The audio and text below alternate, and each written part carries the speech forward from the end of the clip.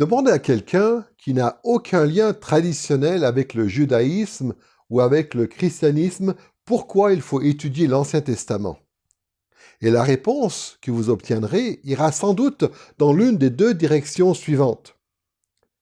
La réponse la plus positive ressemblera peut-être à ceci. L'Ancien Testament est un très vieux livre, mais il faut l'étudier parce qu'il contient encore certaines choses qui sont utiles pour nous aujourd'hui. Quant à la réponse négative, elle ressemblera plutôt à ceci. En fait, l'Ancien Testament est tellement vieux, est tellement déconnecté de notre époque qu'il n'y a aucun intérêt à l'étudier. Or, quand les chrétiens fidèles entendent certaines personnes exprimer ce genre d'avis sur l'Ancien Testament, ils sont naturellement dérangés.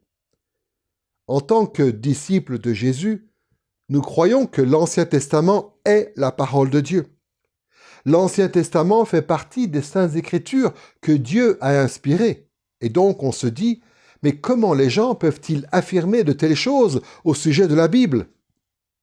Mais ce qui peut paraître surprenant, c'est que même quand on demande à des chrétiens pourquoi il faut étudier l'Ancien Testament, leur réponse ressemble souvent à celle des non-croyants. Au mieux, nous disons qu'il faut étudier l'Ancien Testament parce qu'il contient encore certaines choses qui s'appliquent à nous aujourd'hui.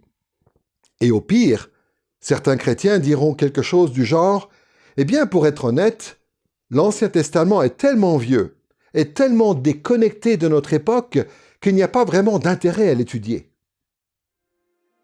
Cette leçon est la première d'une série qui sera consacrée à un survol de l'Ancien Testament. Nous avons intitulé cette série « Le Royaume, les Alliances et le canon de l'Ancien Testament ». Comme le titre l'indique, nous allons aborder au cours de ces leçons 3 éléments particulièrement importants de l'Ancien Testament. Nous verrons que l'Ancien Testament est un livre qui est unifié autour d'un thème central, celui du royaume de Dieu. Nous verrons que ce royaume a été administré au cours de l'histoire par le moyen de plusieurs alliances que Dieu a conclues avec son peuple. Et nous verrons que ces alliances ont été appliquées à travers le canon de l'Ancien Testament aux besoins spécifiques du peuple de Dieu à des moments précis de son histoire. Nous avons intitulé cette première leçon « Pourquoi étudier l'Ancien Testament ?» Avant de nous intéresser plus directement au royaume, aux alliances et au canon de l'Ancien Testament, nous devons aborder cette question préliminaire qui concerne l'importance et la pertinence de l'Ancien Testament. Le fait est que beaucoup de chrétiens bien intentionnés ne croient tout simplement pas que l'Ancien Testament mérite beaucoup d'attention. Dans cette leçon, nous allons réfléchir à 3 raisons pour lesquelles il est important d'étudier l'Ancien Testament. D'abord, nous verrons que la distance qui nous sépare de l'Ancien Testament rend ces textes difficiles à appréhender. Ensuite, nous examinerons la pertinence de l'Ancien Testament pour notre époque.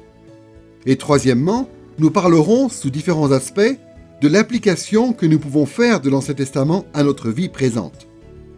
Commençons par la distance qui nous sépare de l'Ancien Testament et qui nous semble parfois très grande. Au fil des ans, je me suis rendu compte que de nombreux étudiants passaient par une évolution identique, voire même prévisible, quand ils se mettaient à étudier l'Ancien Testament. Dans l'enfance ou quand on vient tout juste de devenir chrétien, on nous dit que l'Ancien Testament est la parole infaillible de Dieu. Cette affirmation nous conduit souvent à supposer que l'Ancien Testament ne contient par conséquent que des enseignements qui sont faciles à appliquer à la vie chrétienne. Et du moment qu'on ne parle que de sujets généraux, comme la sainteté de Dieu, ou l'espérance d'Israël, ou les commandements tels que « tu ne déroberas point »,« tu ne commettras point de meurtre », on a l'impression d'être en territoire connu. Mais il se passe quelque chose quand on commence à étudier l'Ancien Testament de manière plus approfondie. Quand on commence à s'y intéresser plus en détail, on découvre que beaucoup de parties de l'Ancien Testament concernent des sujets qui ne nous sont pas du tout familiers. En fait, plus on lit l'Ancien Testament, plus cela nous est difficile de nous y sentir à l'aise. Pour un certain nombre d'entre nous, l'Ancien Testament est un territoire qui nous paraît étrange et lointain. Pour réfléchir à la distance qui semble donc nous séparer de l'Ancien Testament, Nous allons nous concentrer sur deux éléments. D'abord, nous parlerons des différentes causes de cette distance, c'est-à-dire de ce qui fait que l'Ancien Testament nous paraît lointain. Deuxièmement, nous parlerons des différents types de distances auxquelles nous sommes confrontés, c'est-à-dire de différentes catégories de choses qui nous sont étrangères dans l'Ancien Testament. Commençons donc par les différentes raisons de cette distance que nous percevons entre nous et l'Ancien Testament. Les non-croyants invoquent toutes sortes d'arguments pour dire que l'Ancien Testament est complètement déconnecté du monde moderne. Certaines de leurs observations sont légitimes et reposent sur des faits. Mais beaucoup de leurs affirmations procèdent tout simplement de leur absence de foi. Les non-croyants n'ont pas la foi qui sauve, et cela les incite à exagérer le caractère étrange de l'Ancien Testament. Quand on ne croit pas en Dieu, il est évident qu'on va trouver étrange un livre qui parle beaucoup de Dieu. Et quand on ne croit pas en Christ, de la même façon, on va avoir du mal à reconnaître la pertinence d'un livre qui prépare le peuple de Dieu pour la venue de Christ. Nous ne devrions donc pas être surpris lorsque des non-croyants disent qu'ils trouvent l'Ancien Testament très déconnecté du monde actuel. Mais qu'en est-il des croyants? Nous croyons au Dieu de l'Écriture et nous suivons Christ. D'où vient donc la distance que nous percevons entre nous et l'Ancien Testament? L'Ancien Testament présente au moins deux caractéristiques qui font que ces textes nous paraissent souvent difficiles à appréhender. D'une part, Dieu a communiqué l'Ancien Testament aux hommes par un processus qu'on appelle l'inspiration organique. Et d'autre part, Dieu a voulu que l'Ancien Testament atteigne son but par un autre processus qu'on appelle parfois l'accommodation divine. Ces deux caractéristiques, l'inspiration organique et l'accommodation divine, sont responsables en grande partie de la distance que nous percevons entre nous et l'Ancien Testament. Commençons par examiner ce processus qu'on appelle l'inspiration organique. L'expression « inspiration organique » est souvent employée pour désigner la notion chrétienne évangélique historique de l'inspiration divine des Écritures. Cette terminologie a pour but de souligner le fait que le Saint-Esprit a utilisé les personnalités, les expériences et les intentions propres de chaque auteur pour produire la Bible. C'est-à-dire que ce sont les auteurs humains eux-mêmes qui ont décidé quoi écrire, mais ils l'ont fait en étant spécialement conduits par le Saint-Esprit. La Bible ne résulte pas d'une inspiration mécanique où Dieu aurait utilisé des auteurs humains uniquement comme des relais passifs, chargés de transmettre de l'information. Et la Bible n'a pas non plus été inspirée de façon romantique, comme si tout ce que Dieu avait fait, c'était inciter les auteurs bibliques à faire de grands discours sur la religion. En fait, Dieu a contrôlé méticuleusement le contenu de l'Écriture, de telle sorte que ces textes sont sans erreur et qu'on peut les désigner avec raison comme étant la parole de Dieu. Mais Dieu a fait cela à travers un processus qui a sollicité et qui a intégré les personnes individuelles et les intentions de chaque auteur. Prenez par exemple la façon dont l'apôtre Pierre parle des épîtres de Paul dans 2 Pierre chapitre 3 versets 15 et 16. Voici ce qu'il dit. « Considérez que la patience de notre Seigneur est votre salut, comme notre bien-aimé frère Paul vous l'a aussi écrit selon la sagesse qui lui a été donnée. C'est ce qu'il fait dans toutes les lettres où il parle de ces sujets, où se trouvent des passages difficiles à comprendre, dont les personnes ignorantes et mal affermies tordent le sens, comme elles le font du reste des Écritures pour leur propre perdition. » Dans ce passage, l'apôtre Pierre confirme le fait que les lettres de Paul ont été écrites selon la sagesse qui lui a été donnée par Dieu. Autrement dit, les lettres de Paul ont été inspirées par l'Esprit de Dieu, de sorte qu'en fin de compte, ces lettres n'étaient pas de simples écrits humains, mais des écrits qui provenaient de Dieu. En même temps, Pierre dit aussi que la personnalité de Paul transparaît dans ses épîtres. Notez bien ce qu'il dit. Paul a écrit selon la sagesse qui lui a été donnée, sous-entendu par Dieu. Mais ces saintes écritures sont quand même des lettres de Paul. On peut donc voir que pour l'apôtre Pierre, ces épîtres étaient le fruit d'un processus qui impliquait à la fois Dieu et Paul, leur auteur humain. cette même perspective s'applique à l'Ancien Testament. C'est la raison pour laquelle la loi de l'Ancien Testament n'est pas seulement appelée la loi de Dieu, mais aussi la loi de Moïse. C'est Dieu qui l'a donnée, mais par Moïse. C'est aussi la raison pour laquelle beaucoup de psaumes sont appelés les psaumes de David. En fin de compte, c'est Dieu qui est l'auteur de l'Ancien Testament, mais il a utilisé des hommes pour écrire les livres qui le composent. Et ces hommes l'ont fait d'une manière qui reflète leur personnalité, leurs intentions et leur situation propre. Il n'est pas difficile de comprendre pourquoi le fait que l'Ancien Testament ait été écrit par des auteurs humains crée une certaine distance entre nous et ces textes. Tous les auteurs de l'Ancien Testament appartiennent eux-mêmes à un monde ancien. Ils sont tous issus du Proche-Orient ancien et naturellement, ils réfléchissent et ils écrivent comme les gens de cette époque. De même, puisque ces auteurs ont vécu avant la venue de Christ, ils n'avaient pas la théologie chrétienne pleinement développée que nous avons aujourd'hui. Par conséquent, lorsque vous et moi étudions l'Ancien Testament, nous nous rendons compte rapidement que le monde de l'Ancien Testament est très différent du nôtre. Et pour cette raison, l'Ancien Testament nous semble parfois étrange et lointain. Mais il n'y a pas que l'inspiration organique qui rend le texte de l'Ancien Testament difficile à appréhender. Il y a aussi ce que l'on appelle l'accommodation divine. Ce concept d'accommodation est employé par les théologiens pour désigner le fait que Dieu se révèle aux hommes par le moyen d'un langage humain limité. En fin de compte, Dieu est incompréhensible. Et c'est pourquoi, lorsqu'il se fait connaître, il s'abaisse en quelque sorte et consent à nous parler dans un langage qui nous est intelligible. Autrement, nous serions incapables de comprendre la moindre révélation de Dieu. Souvenons-nous de ces paroles bien connues que nous trouvons dans Ésaïe chapitre 55, versets 8 et 9. « Car mes pensées ne sont pas vos pensées, et vos voix ne sont pas mes voix, oracle de l'Éternel.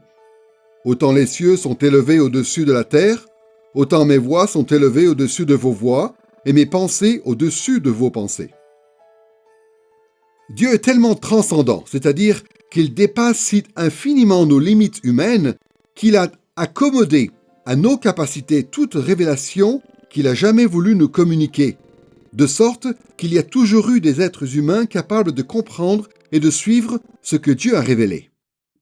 Il est important d'ajouter à ce stade que dans l'Ancien Testament, Dieu ne s'est pas seulement accommodé à l'humanité en général. C'est vrai qu'il s'est exprimé dans un langage humain, de façon à être compris par des êtres humains limités. Mais il a voulu appliquer les différents textes de l'Ancien Testament aux situations historiques spécifiques, auxquelles le peuple juif, qui vivait dans le contexte du Proche-Orient ancien, était confronté. Dieu a rendu les Écritures compréhensibles d'abord aux Israélites de cette époque. Et donc, puisque les premiers destinataires de l'Ancien Testament étaient les Juifs du Proche-Orient ancien, Dieu a fait en sorte que l'Ancien Testament soit écrit en hébreu et en araméen. Dieu a gravé les 10 commandements sur des pierres, parce que telle était la norme internationale pour la rédaction de documents importants. Et les styles littéraires que l'on trouve dans l'Ancien Testament, qu'il s'agisse de récits narratifs, de poésie, de littérature, de sagesse ou de loi, sont ceux de cette époque, afin que le peuple de Dieu qui vivait dans ce contexte puisse comprendre ce que Dieu lui disait. Par conséquent, lorsque vous et moi étudions l'Ancien Testament, nous sommes constamment placés devant le fait que ces textes ont été écrits pour des gens qui étaient très différents de nous. Ils ont été écrits de façon à être adaptés aux capacités et aux besoins des Israélites du Proche-Orient ancien. On peut donc dire que si les Écritures de l'Ancien Testament nous paraissent souvent être un territoire étrange et lointain, c'est en raison de leur inspiration organique d'une part, et d'autre part en raison du fait qu'elles s'accommodent à leurs premiers destinataires, c'est-à-dire aux Israélites du monde ancien. Les auteurs de l'Ancien Testament, tout comme les destinataires de l'Ancien Testament, vivaient à une époque lointaine et très différente de la nôtre.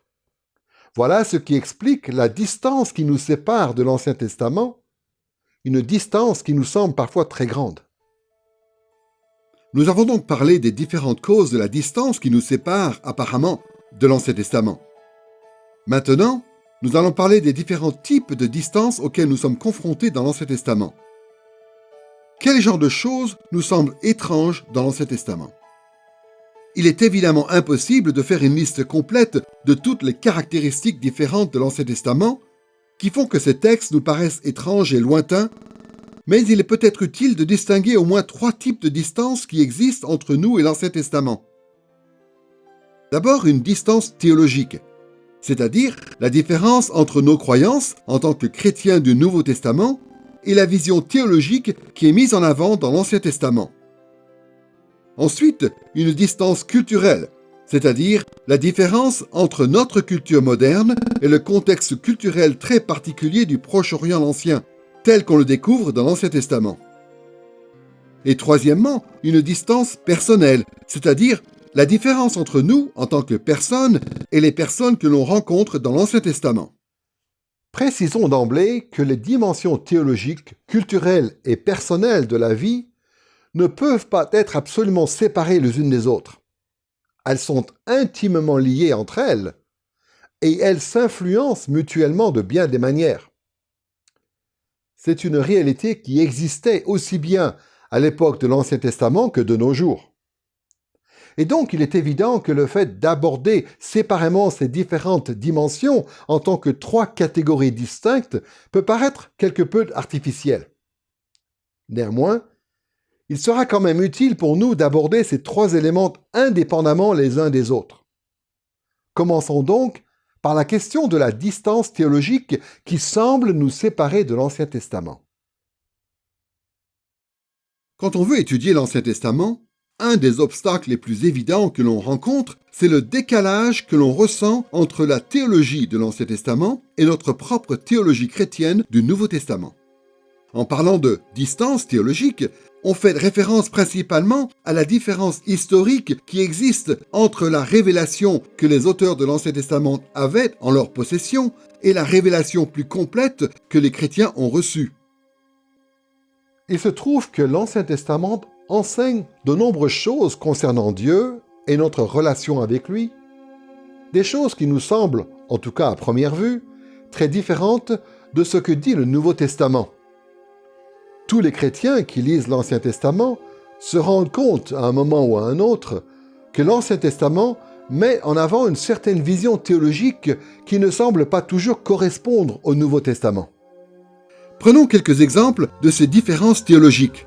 Par exemple, Dieu a ordonné à Abraham d'offrir son fils en sacrifice. Qu'est-ce qu'on penserait aujourd'hui de quelqu'un qui affirmerait que Dieu lui avait ordonné de sacrifier son fils? Jamais on ne prendrait au sérieux une telle affirmation théologique. À l'époque de Moïse, Dieu a voulu que son peuple fidèle accède à son salut en marchant depuis l'Égypte jusqu'à la terre promise. Mais aujourd'hui, il nous semblerait très bizarre qu'un groupe de chrétiens prétende parvenir au salut en marchant littéralement à travers un désert. Dans l'Ancien Testament, on découvre aussi des hommes qui se consacraient au service de Dieu, notamment par le moyen de vœux de Nazaréa, qui impliquaient de ne pas se couper les cheveux. Mais de nos jours, on a du mal à comprendre que Dieu ait pu vouloir ce genre de choses. Prenons aussi le fait que dans l'Ancien Testament, Dieu a voulu que le temple soit le seul lieu où son peuple puisse lui rendre un culte sous peine de mort. Mais aujourd'hui, nous affirmons clairement qu'il est possible de rendre légitimement un culte à Dieu n'importe où et à n'importe quel moment. Autrefois, Dieu voulait que son peuple lui offre des sacrifices d'animaux en guise d'expiation pour leurs péchés. Aujourd'hui, de tels rites seraient considérés comme de la cruauté envers les animaux et un affront au sacrifice unique de Jésus-Christ. Dans l'Ancien Testament, Dieu a ordonné la destruction totale de certaines villes cananéennes sans épargner les femmes et les enfants. Mais il nous est impossible d'imaginer que Dieu puisse approuver ce genre de choses aujourd'hui dans un contexte de guerre. Ne sommes-nous pas tous un peu perplexes devant le fait que l'Ancien Testament raconte que Dieu a fait ce genre de choses alors qu'on a l'impression que c'est très différent dans le Nouveau Testament? On pourrait faire une liste sans fin de toutes ces différences théologiques. Le moins qu'on puisse dire, c'est qu'il y a entre nous et l'Ancien Testament une grande distance théologique. C'est indéniable.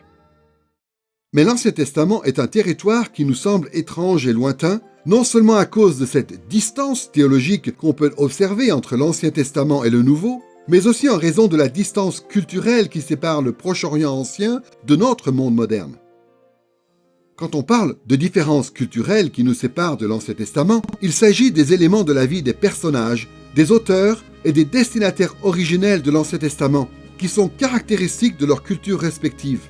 Nous voyons cette distance culturelle entre nous et l'Ancien Testament à chaque fois que nous lisons ou imaginons la façon dont on vivait dans le monde de l'Antiquité, que ce soit en Israël, en Canaan, en Égypte, en Assyrie, à Babylone ou dans quelque autre culture du passé. Les gens dont nous lisons l'histoire dans l'Ancien Testament avaient d'innombrables références, valeurs et pratiques culturelles, comme c'est notre cas aujourd'hui.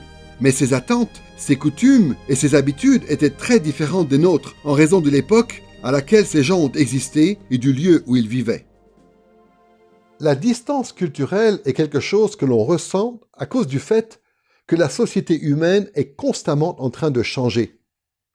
Les structures de la société évoluent. Les coutumes du passé nous paraissent étranges.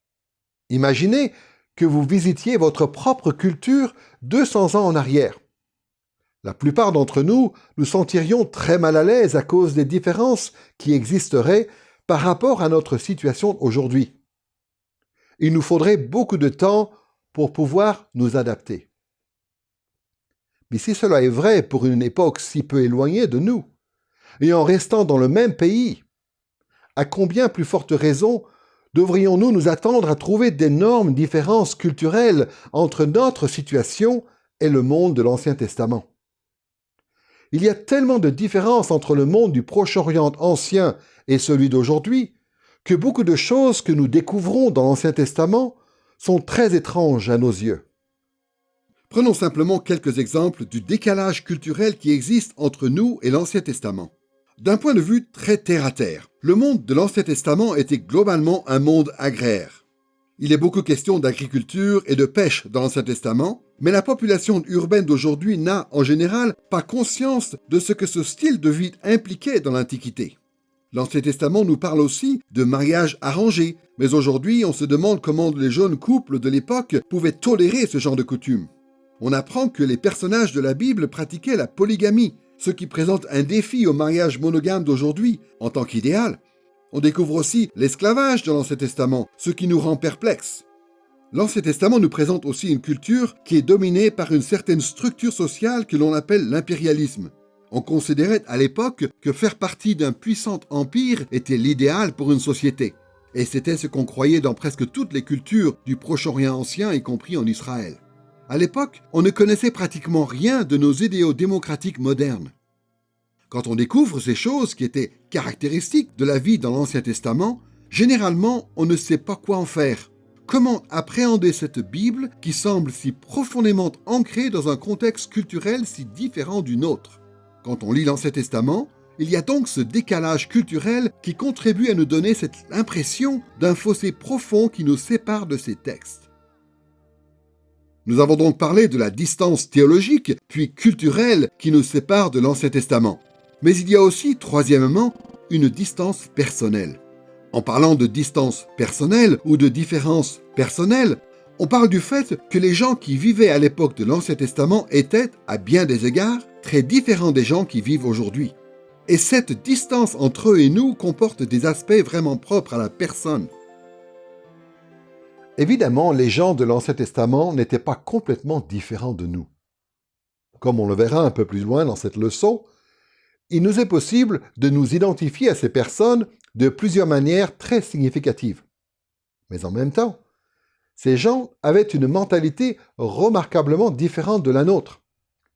Et cela ne devrait pas nous surprendre. Après tout, leur façon de penser était naturellement conditionnée par le contexte théologique et culturel dans lequel ils vivaient.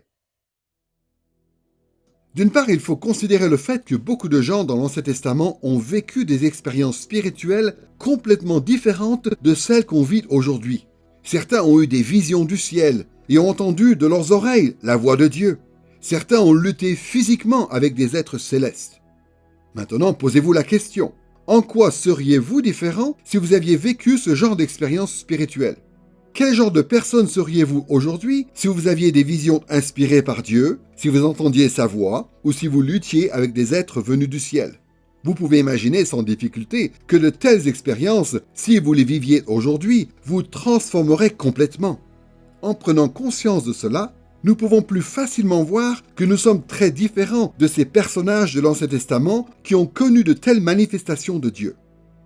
D'autre part, il faut considérer la façon dont l'influence de la culture nous a façonnés pour faire de nous les personnes que nous sommes. Dans l'Ancien Testament, les gens remplissaient des fonctions culturelles qui ne sont pas du tout familières. Il y avait des rois, des reines, des paysans, des esclaves. Les gens dans l'Ancien Testament subissaient les horreurs spécifiques de la guerre dans l'Antiquité et ils étaient souvent menacés par la famine et la maladie. On découvre l'histoire d'un jeune homme qui se présente courageusement devant un géant pour le combattre, ou celle d'une jeune femme qui mène une armée à la bataille. Il y a les cris désespérés des esclaves en Égypte. Nous ne sommes pas très nombreux aujourd'hui à faire l'expérience de ce type de situation et par conséquent, il nous est difficile de comprendre la façon dont les gens réfléchissent et ce qu'ils ressentent quand ils vivent ce genre de choses. Donc, en abordant cette étude, il faut que nous soyons prêts à reconnaître que l'Ancien Testament va nous paraître, à bien des égards, plutôt déconnecté de notre situation actuelle. Cette partie-là de la Bible n'a pas été écrite à notre époque, et le résultat, c'est que nous allons déceler de nombreuses différences au niveau théologique, culturel ou personnel entre ces textes et notre propre situation.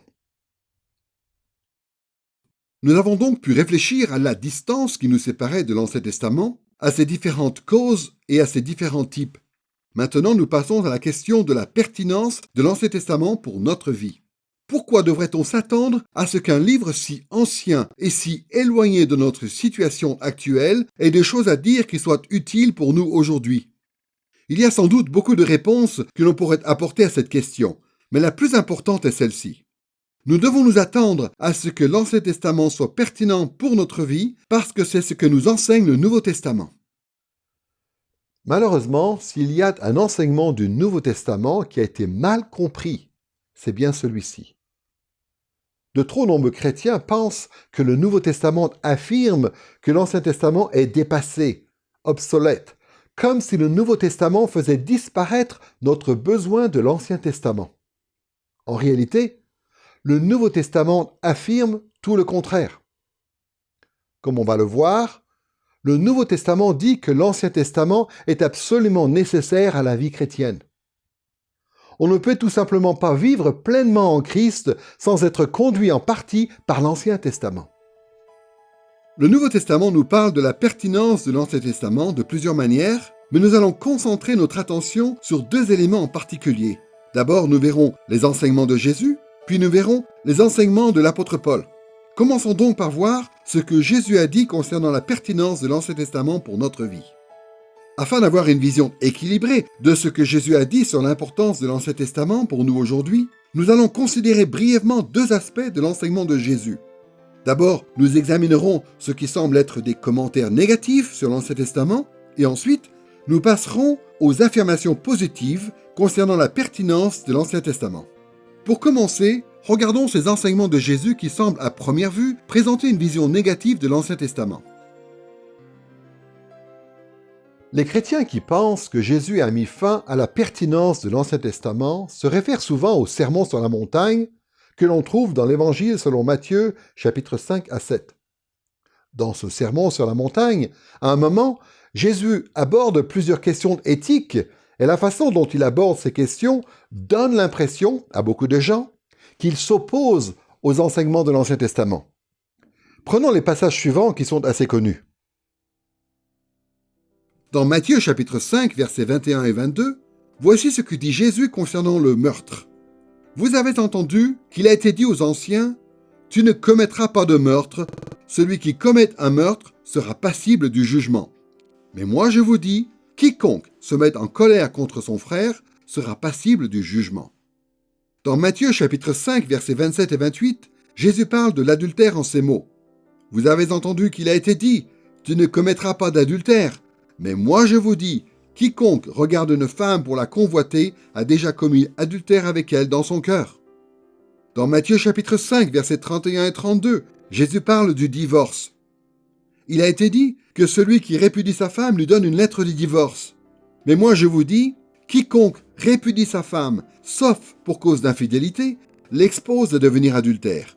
Et celui qui épouse une femme répudiée commet un adultère. Dans Matthieu chapitre 5, versets 33 et 34, le schéma se répète lorsque Jésus évoque le fait de prêter serment. Vous avez entendu dire qu'il a été dit aux anciens, « Tu ne parjureras pas, mais tu t'acquitteras envers le Seigneur de tes serments. » Mais moi je vous dis de ne pas jurer. Jésus parle aussi de la vengeance dans Matthieu chapitre 5, versets 38 et 39. Vous avez entendu qu'il a été dit, « Œil pour œil et dent pour dent. » Mais moi je vous dis de ne pas résister aux méchants. Si quelqu'un te frappe sur la joue droite, tends lui aussi l'autre. Et enfin, Jésus évoque la question de l'amour envers ses ennemis dans Matthieu chapitre 5, versets 43 et 44.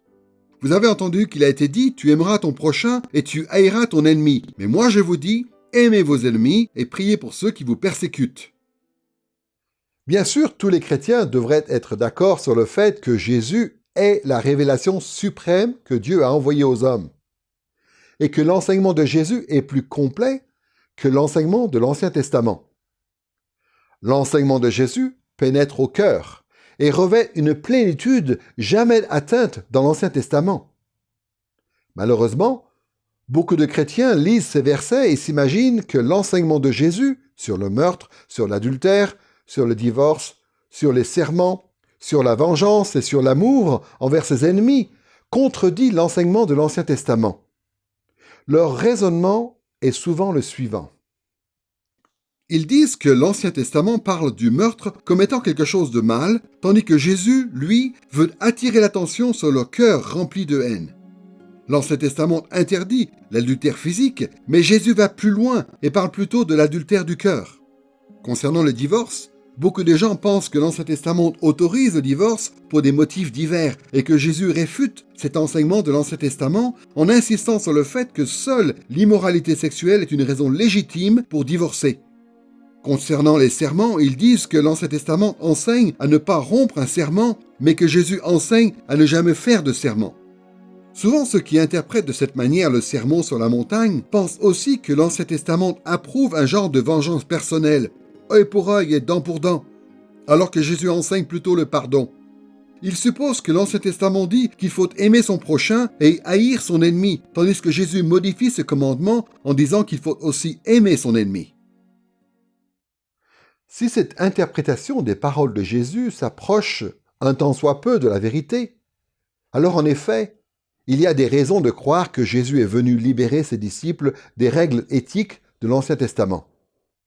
Mais en fait, quand on regarde d'un peu plus près ce que Jésus dit dans Matthieu chapitre 5, on découvre que cette vision des choses est loin d'être adéquate. Bien que la révélation qu'apporte Jésus soit meilleure que celle de l'Ancien Testament, à aucun moment, Jésus ne contredit l'enseignement de l'Ancien Testament. Son but est au contraire de confirmer l'Ancien Testament en réfutant certaines interprétations courantes de l'époque qui étaient erronées. Pour bien comprendre ce que dit Jésus, il faut d'abord comprendre que dans Matthieu chapitre 5, Jésus ne contredit pas l'Ancien Testament. Il corrige plutôt la façon dont les scribes et les pharisiens interprétaient l'Ancien Testament. À l'époque de Jésus, il y avait peu de gens, en fait, qui avaient accès directement à la Bible. Par conséquent, les gens ordinaires en Israël se fiaient beaucoup à ce que les responsables religieux leur enseignaient. Comme on va le voir, lorsque Jésus établit tous les contrastes qu'on vient de voir dans Matthieu chapitre 5, son but est d'opposer son propre enseignement, qui est conforme à l'Ancien Testament, avec les traditions des scribes et des pharisiens, que ceux-ci avaient ajoutées à l'Ancien Testament. Il y a plusieurs détails dans le texte qui le prouvent. D'abord, il faut remarquer que Jésus parle de choses qui ont été dites et entendues. Autrement dit, ce qui fait l'objet du discours de Jésus, ce sont des traditions orales plutôt que l'Ancien Testament lui-même. Lorsque Jésus et les autres personnages du Nouveau Testament font référence à l'Ancien Testament, ils parlent de ce qui a été écrit ou lu. Et nulle part dans le Nouveau Testament, Jésus ne réfute un enseignement qui est présenté de cette manière. Alors que dans le Sermon sur la montagne, il contredit quelque chose qui a été dit et quelque chose que le peuple a entendu. Tout simplement, Jésus dresse un contraste entre ce que les scribes et les pharisiens disent et ce que lui-même dit. Jésus n'est pas en train d'exprimer un désaccord avec l'enseignement de l'Ancien Testament, mais avec les traditions orales qui étaient défendues par d'autres personnes qui enseignaient en Israël. Voilà pourquoi il se réfère sans cesse à ce qui a été dit et non pas à ce qui a été écrit. En comprenant cela, nous pouvons examiner d'un peu plus près ce que Jésus dit concernant ces interprétations orales de l'Ancien Testament. Reprenons les différents contrastes que Jésus dresse. Concernant la question du meurtre, beaucoup de gens pensent que Jésus a étendu l'interdiction du meurtre pour y inclure la haine d'autrui, mais en réalité, il faut bien comprendre que l'Ancien Testament, déjà, ne condamnait pas seulement le meurtre, mais aussi la discorde au sein du peuple de Dieu. L'Ancien Testament exprime bien cet idéal de paix et d'harmonie au sein du peuple de Dieu dans le psaume 133, verset 1. « Voici qu'il est bon, qu'il est agréable pour des frères d'habiter unis ensemble. » À l'époque de Jésus, la tradition populaire excusait les disputes tant qu'elles ne conduisaient pas au meurtre. Mais Jésus réfute ce faux enseignement en rappelant quelles sont les véritables exigences de l'Ancien Testament. Et il le fait en associant ces deux interdictions, celle du meurtre et celle de la haine à l'encontre d'autrui. Pour ce qui est de l'adultère, beaucoup de gens pensent que Jésus a étendu l'interdiction de l'adultère pour y inclure l'adultère en pensée. Mais encore une fois, il n'est pas difficile de constater que Jésus ne réfute pas l'Ancien Testament ni n'augmente ses exigences. En effet, l'Ancien Testament n'oblige pas seulement le peuple de Dieu à s'abstenir de l'adultère physique, mais aussi à s'abstenir de la convoitise ou de l'adultère du cœur. C'est ce qu'on voit dans Exode chapitre 20, verset 17. « Tu ne convoiteras pas la femme de ton prochain, ni son serviteur, ni sa servante, ni son bœuf, ni son âne, ni rien qui soit à ton prochain. » Le 10e commandement interdit explicitement le fait de convoiter la femme de son prochain. On voit donc clairement que Jésus ne contredit pas la loi de l'Ancien Testament, mais au contraire la réaffirme. Passons au divorce. Encore une fois, beaucoup de gens pensent que Jésus est en désaccord avec l'Ancien Testament sur ce point. Mais il faut bien comprendre qu'à l'époque de Jésus, beaucoup de responsables religieux en Israël pensaient que la législation de l'Ancien Testament permettait aux hommes de répudier leurs femmes pour n'importe quelle raison ou presque, à condition de remplir les bons documents. Mais tout le monde sait que dans l'Ancien Testament, il est dit clairement que Dieu désapprouve ce type de comportement. Comme il est écrit dans Malachie chapitre 2 verset 16, « Haïssable est la répudiation, dit l'Éternel, le Dieu d'Israël. » Dans Matthieu chapitre 19, versets 3 à 9, Jésus explique plus en détail quelle est sa position sur le divorce. Et dans ce passage, il dit clairement que son opposition au divorce est basée sur l'Ancien Testament lui-même, notamment sur le récit de la création où il est question d'Adam et Ève. En ce qui concerne les serments, beaucoup de gens pensent que Jésus s'oppose à la pratique que l'on trouve dans l'Ancien Testament, qui consiste à faire des serments. Mais une fois de plus, il se trouve qu'en fait, Jésus ne s'oppose pas à l'enseignement de l'Ancien Testament, mais plutôt à un détournement de cet enseignement. Apparemment, à l'époque de Jésus, il y avait des gens qui disaient que le mensonge était permis tant qu'on n'engageait pas sa parole par un serment. Jésus réfute cette idée et affirme au contraire que l'Ancien Testament interdit tout mensonge et pas seulement le parjure. Comme on le voit dans Proverbes chapitre 6, versets 16 et 17, « Il y a 6 choses pour lesquelles l'Éternel a de la haine, et même 7 qu'il a en horreur, les yeux hautains, la langue trompeuse. » C'est pourquoi Jésus poursuit en disant dans Matthieu chapitre 5, verset 37, « Que votre parole soit oui, oui, non, non. » Jésus ne s'oppose pas à l'Ancien Testament, mais il montre plutôt que les traditions orales des scribes et des pharisiens ne sont pas à la hauteur des exigences de l'Ancien Testament. Sur la question de la vengeance, beaucoup de gens pensent que l'Ancien Testament est pour la vengeance alors que Jésus est contre. Mais en fait, à l'origine, la règle de l'Ancien Testament, œil pour œil et dent pour dent, que l'on trouve notamment dans Exode chapitre 21, verset 24, était destinée à guider les décisions des juges qui exerçaient leurs fonctions dans les tribunaux en Israël. Ainsi, les juges étaient censés prononcer des sentences justes qui étaient proportionnelles au crime qui avait été commis. Ce principe n'a jamais eu pour but de régler les différends au niveau personnel. L'Ancien Testament enseigne bien plutôt aux individus à faire preuve de bonté et de miséricorde les uns envers les autres. Voici ce qui est dit dans Lévitique chapitre 19 verset 18. « Tu ne te vengeras pas et tu ne garderas pas de rancune envers les fils de ton peuple. Je suis l'Éternel. » À l'époque de Jésus, on se disait que œil pour œil et dent pour dent, ça voulait dire que Dieu approuvait le fait de se venger personnellement. On se disait que si quelqu'un vous faisait du mal, vous aviez le droit de lui rendre proportionnellement le mal qu'il vous avait fait. Mais Jésus réfute ce détournement de la loi et affirme bien au contraire l'enseignement authentique de l'Ancien Testament qui dit que nous devons faire preuve de bonté dans nos relations avec les autres. Enfin, en ce qui concerne le fait d'aimer ses ennemis, beaucoup de gens s'imaginent à tort que dans l'Ancien Testament, il était acceptable de haïr ses ennemis. Apparemment, certains responsables religieux de l'époque de Jésus prenaient le commandement de Lévitique, chapitre 19, verset 18, « Tu aimeras ton prochain » et en déduisaient qu'il était légitime, à l'inverse, de haïr son ennemi. Mais bien sûr, à aucun moment l'Ancien Testament n'enseigne une chose pareille. En fait, voici ce que dit Exode, chapitre 23, verset 24, concernant la façon dont on doit se comporter avec ses ennemis. « Lorsque tu rencontreras le bœuf de ton ennemi ou son âne qui s'est égaré, tu le lui ramèneras. » Encore une fois, Jésus n'établit pas de contraste entre son enseignement et celui de l'Ancien Testament. Il s'oppose bien plutôt aux mauvaises interprétations de son époque et réaffirme l'enseignement authentique de l'Ancien Testament. On se trompe vraiment si on s'imagine que Jésus a enseigné quoi que ce soit qui contredise l'Ancien Testament. Certes, comme on va le voir, Jésus a souvent rendu plus explicite la portée de certains enseignements de l'Ancien Testament.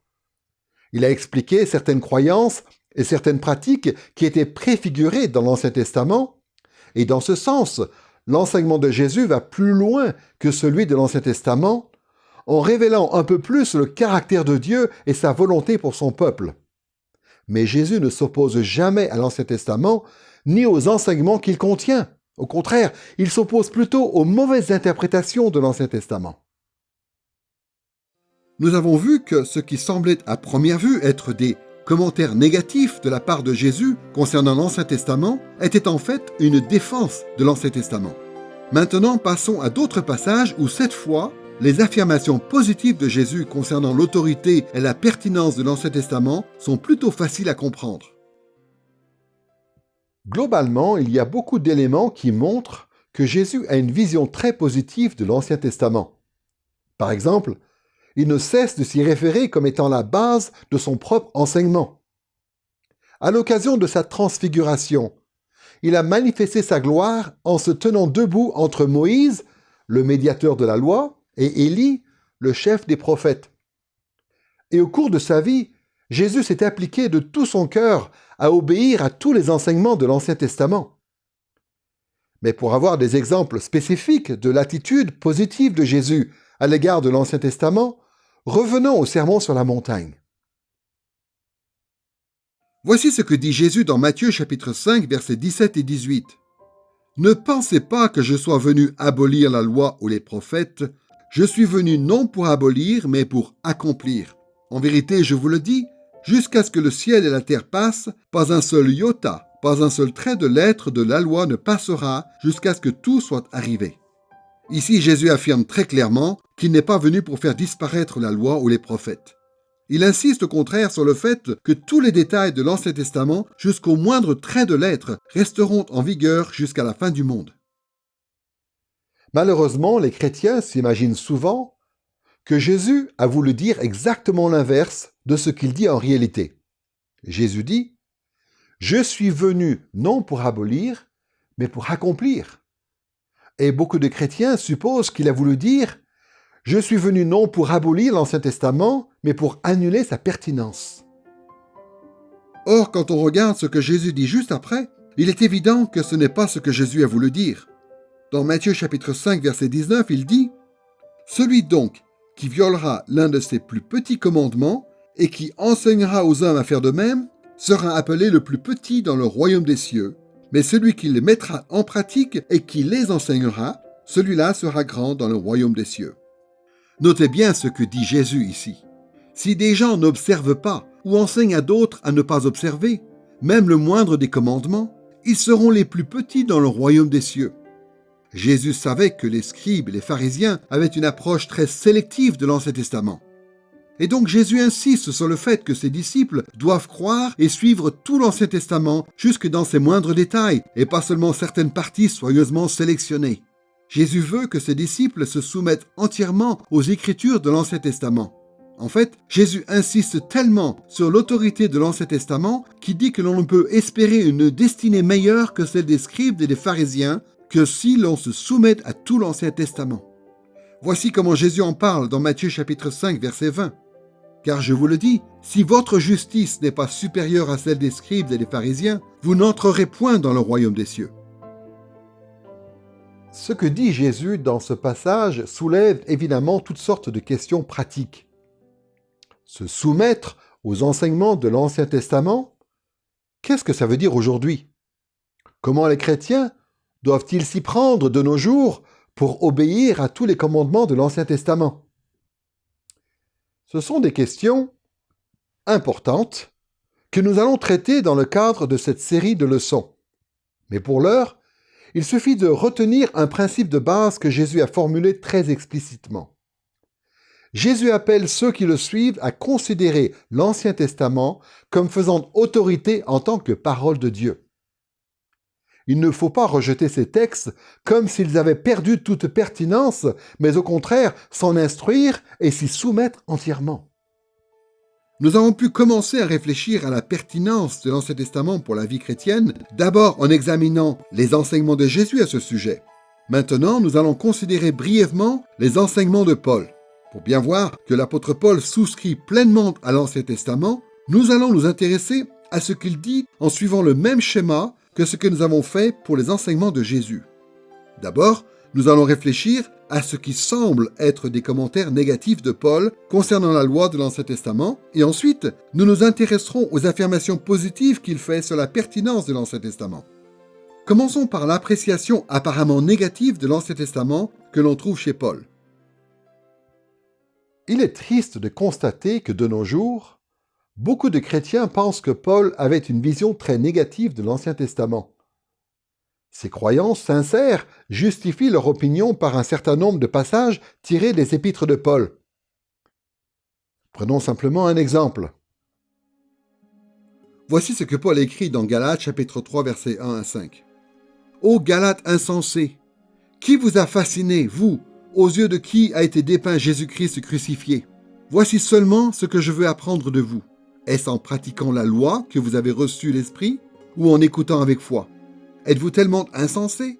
Après avoir commencé par l'Esprit, allez-vous maintenant finir par la chair? Avez-vous fait tant d'expériences en vain? Si du moins c'est en vain. Celui qui vous accorde l'Esprit et qui opère des miracles parmi vous, le fait-il donc parce que vous pratiquez la loi ou parce que vous écoutez avec foi? » Paul croyait évidemment que Christ avait révélé plus de choses concernant Dieu et sa volonté que ne l'avait fait l'Ancien Testament. Paul croyait que la foi du Nouveau Testament était plus complète. Mais souvent, des chrétiens bien intentionnés lisent ce type de passage et pensent que pour Paul, l'Ancien Testament n'a plus de pertinence. Alors qu'en réalité, Paul ne nie pas la pertinence de l'Ancien Testament, mais il s'oppose à un usage détourné de l'Ancien Testament.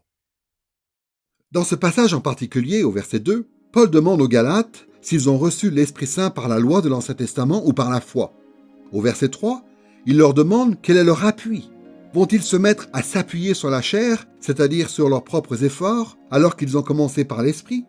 Et au verset 5, il leur demande si les miracles opérés par l'Esprit ont eu lieu parce qu'ils ont pratiqué la loi ou parce qu'ils ont écouté avec foi.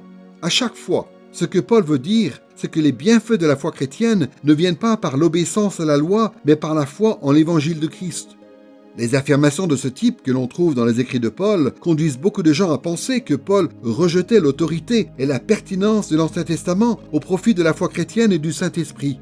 On entend même dire parfois que le fait de défendre la pertinence de l'Ancien Testament pour la vie chrétienne consiste tout simplement à se détourner de l'Évangile. Pourtant, si l'on regarde d'un peu plus près le contexte de ces versets, on peut se rendre compte que Paul, à l'image de Jésus, ne s'oppose pas à l'Ancien Testament lui-même. Ce à quoi il s'oppose, c'est un certain usage abusif de l'Ancien Testament. Paul résiste vigoureusement à une façon de détourner l'Ancien Testament, qui fait de l'Ancien Testament le fondement d'une religion légaliste, c'est-à-dire d'une religion qui prétend que le salut s'obtient par de bonnes œuvres.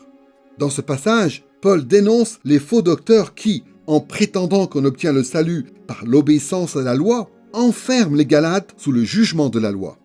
À l'inverse, Paul affirme que l'évangile de Christ est parfaitement cohérent avec le véritable enseignement de l'Ancien Testament. Voyez la façon dont Paul évoque cette question un peu plus loin dans Galates chapitre 3, versets 10 à 13. « Tous ceux, en effet, qui dépendent des œuvres de la loi sont sous la malédiction, car il est écrit « Maudit soit quiconque n'observe pas tout ce qui est écrit dans le livre de la loi pour le mettre en pratique, et que nul ne soit justifié devant Dieu par la loi. Cela est évident, puisque le juste vivra par la foi. Or, la loi ne provient pas de la foi, mais elle dit « Celui qui mettra ces choses en pratique vivra par elles. » Christ nous a rachetés de la malédiction de la loi, étant devenu malédiction pour nous, car il est écrit « Maudit soit quiconque est pendu au bois. » Comme on le voit clairement dans ce passage, Paul réfute ceux qui s'appuient sur l'obéissance à la loi pour obtenir le salut. Il réfute ceux qui espèrent être justifiés par la loi. Si telle est notre pratique religieuse, nous sommes maudits car nous ne pourrons jamais obéir parfaitement. Leur seule façon d'échapper à cette malédiction consiste à avoir foi en Christ qui a pris sur lui notre malédiction. Mais Paul réfute-t-il l'Ancien Testament? Estime-t-il que l'Ancien Testament n'a aucune pertinence pour les chrétiens? Tout le contraire. En fait, Paul s'appuie même sur l'Ancien Testament pour montrer que le salut est par la foi seule. Dans Galates chapitre 3 verset 11, il cite Habacuc chapitre 2 verset 4, où le prophète dit ceci « Le juste vivra par la foi ». D'après Paul, l'évangile chrétien du salut par la foi seul est conforme à ce qu'enseigne l'Ancien Testament. Nous venons donc de voir que les commentaires négatifs que Paul semble faire sur l'Ancien Testament concernent en réalité un usage détourné et abusif de l'Ancien Testament qui donne lieu à un système de justification par les œuvres. Nous allons voir maintenant les affirmations positives de Paul qui soutiennent très clairement la pertinence de l'Ancien Testament pour les chrétiens. Globalement, on peut dire que l'apôtre Paul se réfère très souvent à l'Ancien Testament pour justifier sa propre théologie. Il y a des citations et des allusions à l'Ancien Testament qui apparaissent un peu partout dans ses écrits. Mais de manière plus directe encore, Paul affirme que l'Ancien Testament est très pertinent pour la vie chrétienne. Prenons par exemple ce que dit Paul dans Romains chapitre 15, verset 4. « Or, tout ce qui a été écrit d'avance l'a été pour notre instruction, afin que, par la patience et par la consolation que donnent les Écritures, nous possédions l'espérance. » D'après ce passage, l'Ancien Testament a un rôle essentiel par rapport au fait d'acquérir l'espérance chrétienne et de persévérer dans cette espérance. En étudiant les histoires, les psaumes, les promesses et les jugements que contient l'Ancien Testament, notre espérance en Christ s'affermit. Mais le passage où Paul affirme la pertinence de l'Ancien Testament le plus clairement et le plus vigoureusement se trouve sans doute dans 2 Timothée chapitre 3, versets 16 et 17. « Toute écriture est inspirée de Dieu et utile pour enseigner, pour convaincre, pour redresser, pour éduquer dans la justice, afin que l'homme de Dieu soit adapté et préparé à toute œuvre bonne. » La plupart des chrétiens connaissent ce verset, mais bien souvent, on s'imagine que l'expression « toute écriture » désigne le Nouveau Testament. Sans doute que cette affirmation de Paul a des implications en ce qui concerne notre appréciation du Nouveau Testament, mais en tout cas, lorsque Paul utilise à d'autres moments ce terme « d'écriture » dans sa correspondance avec Timothée, il fait principalement allusion à l'Ancien Testament. Voici donc tous les merveilleux bienfaits que nous pouvons recevoir de l'Ancien Testament. L'Ancien Testament nous enseigne, nous convainc, nous redresse et nous éduque dans la justice, afin que nous pratiquions toutes sortes d'œuvres bonnes. En un mot, Paul dit que l'Ancien Testament est si pertinent qu'il est pratiquement indispensable à la vie chrétienne. Donc, au moment où nous nous apprêtons à étudier l'Ancien Testament, il nous faut non seulement reconnaître la distance qui nous sépare de ces textes, mais il nous faut aussi reconnaître que le Nouveau Testament nous appelle à considérer ces textes comme étant très pertinents pour notre vie aujourd'hui. Étudier l'Ancien Testament, ce n'est pas perdre son temps à étudier quelque chose qui n'a rien à nous apporter. Étudier l'Ancien Testament, c'est plutôt étudier le livre qui est en mesure de nous rendre sages en vue du salut. Nous passons maintenant au troisième volet de cette leçon pour parler de l'application que nous pouvons faire de l'Ancien Testament aujourd'hui. À partir de ce qu'on a vu jusqu'ici, il ne devrait faire aucun doute que le fait d'interpréter et d'appliquer l'Ancien Testament représente une tâche monumentale. Il est par contre très réconfortant de savoir que le Saint-Esprit aide les disciples de Christ à étudier l'Ancien Testament et à en tirer les bonnes applications.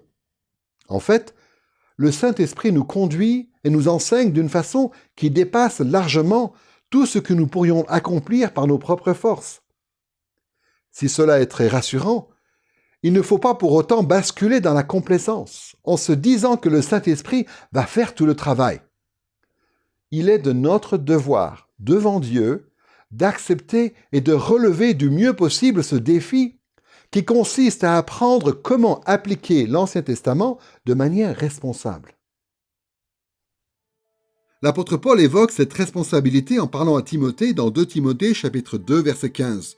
« Efforce-toi de te présenter devant Dieu comme un homme qui a fait ses preuves, un ouvrier qui n'a pas à rougir et qui dispense avec droiture la parole de la vérité. » Nous allons parler de l'application de l'Ancien Testament à la situation des chrétiens aujourd'hui en abordant successivement 3 points.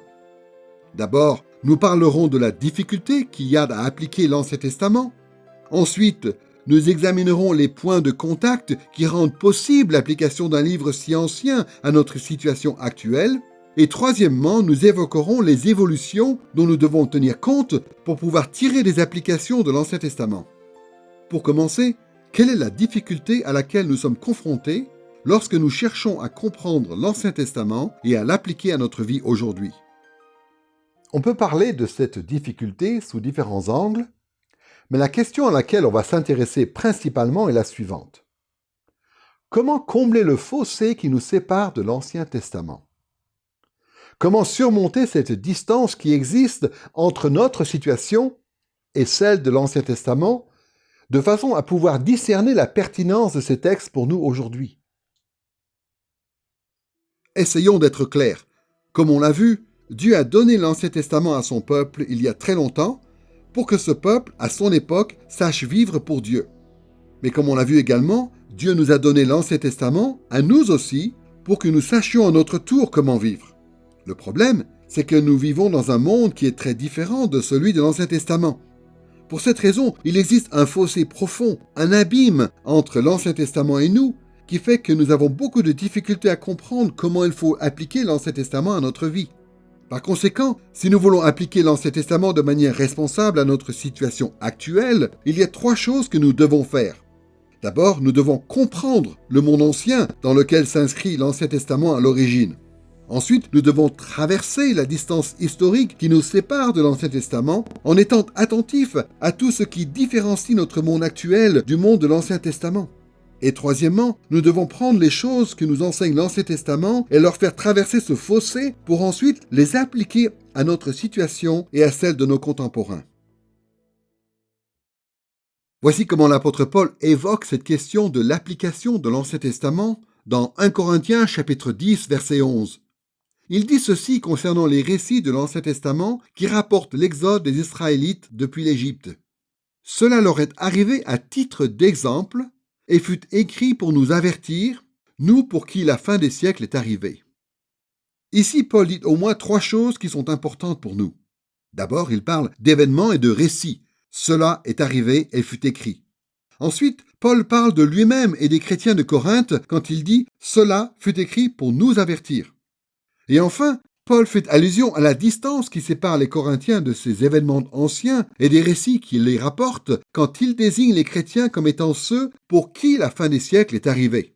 Ces paroles montrent que pour Paul, les croyants du Nouveau Testament appartiennent à une époque différente de celle des croyants de l'Ancien Testament. Notre époque, c'est celle de la fin, celle de l'accomplissement de l'histoire. Ces paroles de l'apôtre montrent bien que pour relever le défi de l'application de l'Ancien Testament à notre situation aujourd'hui, il faut apprendre à connaître ce monde ancien, il faut comprendre le monde dans lequel nous vivons maintenant, et il faut s'efforcer de combler le fossé entre les deux. Pour commencer, si l'on veut appliquer correctement l'Ancien Testament, Il faut apprendre à mettre de côté le monde actuel. L'Ancien Testament doit d'abord être interprété à la lumière de lui-même. Évidemment, personne n'est capable de faire cela parfaitement. Il nous est impossible de nous détacher complètement de nos présupposés modernes. Et pourtant, nous savons bien qu'il y a une différence entre le fait de lire un livre ancien, comme s'il avait été écrit directement pour nous, et le fait de chercher sincèrement à replacer ce livre dans son contexte historique. Tous ceux qui veulent étudier sérieusement l'Ancien Testament doivent impérativement prendre conscience du fait que ce livre, qui fait l'objet de leur lecture et de leur interprétation, a été composé spécifiquement pour des gens qui ont vécu il y a plusieurs milliers d'années. Quand nous lisons l'Ancien Testament, il nous faut impérativement reconnaître que Dieu et les auteurs qu'il a inspirés parlaient à des gens qui ont vécu à une autre époque. C'est pourquoi, à un moment donné, il faut forcément que nous nous posions la question de savoir ce que ces textes voulaient dire à l'origine. Le sens originel de tel ou tel passage de l'Ancien Testament, c'est cela qui fixait initialement la portée de ce que Dieu voulait communiquer aux membres de son peuple par l'Ancien Testament. Quelles étaient leurs priorités? Quelles étaient leurs croyances? Quelle était leur situation?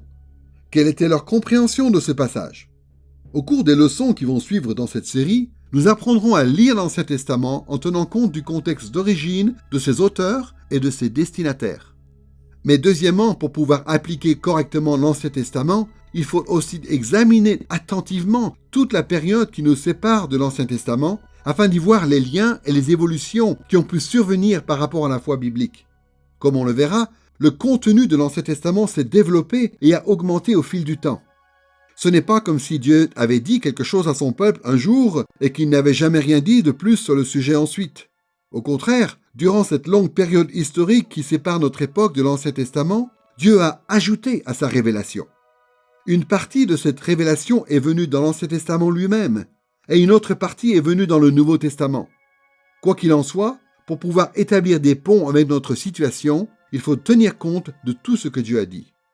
Et troisièmement, pour relever le défi de l'application de l'Ancien Testament, il nous faut tenir ferme la conviction que ces textes ont été écrits en vue d'être utiles aux générations futures. Comme le dit l'apôtre Paul, l'Ancien Testament a été écrit pour nous. Ce constat exige de notre part que nous soyons attentifs aux responsabilités que nous avons en tant que croyants dans le monde actuel. Les besoins du peuple de Dieu aujourd'hui sont, à bien des égards, semblables à ceux du peuple de Dieu autrefois, mais parfois ils sont différents ou inédits. Pour pouvoir appliquer efficacement l'Ancien Testament aujourd'hui, il faut que nous nous connaissions bien nous-mêmes et que nous connaissions bien nos contemporains. Nous avons donc pu parler de la difficulté qu'il y avait à appliquer l'Ancien Testament à notre époque. Nous passons maintenant au deuxième point relatif à cette partie sur l'application de l'Ancien Testament. Quels sont les points de contact qui peuvent nous permettre de prendre ces enseignements qui appartiennent au monde de l'Ancien Testament et de les faire traverser le fossé de l'histoire pour qu'ils nous rejoignent dans notre monde actuel? Quels sont les liens qui existent entre ces deux mondes? Pour qu'un livre ait une quelconque pertinence dans la vie d'une personne, il faut nécessairement que cette personne puisse, d'une façon ou d'une autre, s'identifier au contenu du livre. Il faut qu'il y ait des choses en commun entre ce qui est écrit dans le livre et l'expérience personnelle du lecteur pour que le livre soit un minimum applicable. Cela est vrai pour tous les livres, y compris pour l'Ancien Testament. La question qu'il faut donc se poser à ce stade, c'est la suivante. Quels sont les points de contact entre le monde de l'Ancien Testament et notre monde actuel qui font que ces textes sont pertinents et applicables dans notre vie aujourd'hui? On pourrait imaginer plusieurs façons de répertorier les points de contact entre l'Ancien Testament et notre situation actuelle. Mais le plus simple, à mon avis, consiste à relever ces trois choses que nous avons en commun avec ceux qui ont reçu ces textes à l'origine. En l'occurrence, nous avons le même Dieu, nous vivons dans le même monde et nous sommes le même genre de personnes. Prenons ces trois points de contact dans l'ordre. D'abord, en étudiant l'Ancien Testament, n'oublions pas que le Dieu des chrétiens dans le Nouveau Testament est le même Dieu que celui dont il est question dans l'Ancien Testament. Les chrétiens fidèles d'aujourd'hui rendent un culte au Dieu unique, qui est le même Dieu que celui auquel les Israélites fidèles du monde antique rendaient un culte bien avant la naissance de Jésus. Le fait que nous servions le même Dieu constitue un point de contact très important, puisque les Écritures affirment que Dieu est immuable, c'est-à-dire qu'il ne change pas. Il est le même aujourd'hui que dans l'Antiquité. Mais attention, la Bible dit que Dieu est immuable, mais seulement dans un sens précis. L'immuabilité de Dieu, qu'on appelle aussi l'immutabilité, ne signifie pas que Dieu ne fait rien. Il est immuable, mais il n'est pas immobile. La théologie chrétienne traditionnelle affirme en effet qu'il y a 3 façons principales dont Dieu est immuable. Il ne change pas au niveau de son conseil éternel, ni au niveau de ses attributs divins ou de son caractère, ni au niveau de ses promesses. Réfléchissons un peu à ces différentes dimensions de l'immuabilité de Dieu qui font qu'il est le même aujourd'hui qu'à l'époque de l'Ancien Testament. Pour commencer, Dieu est immuable au niveau de son conseil éternel. Ce conseil éternel ne change pas, et la Bible nous dit clairement que tout ce que Dieu a fait et tout ce que Dieu compte faire s'inscrit dans un plan unifié et inaltérable.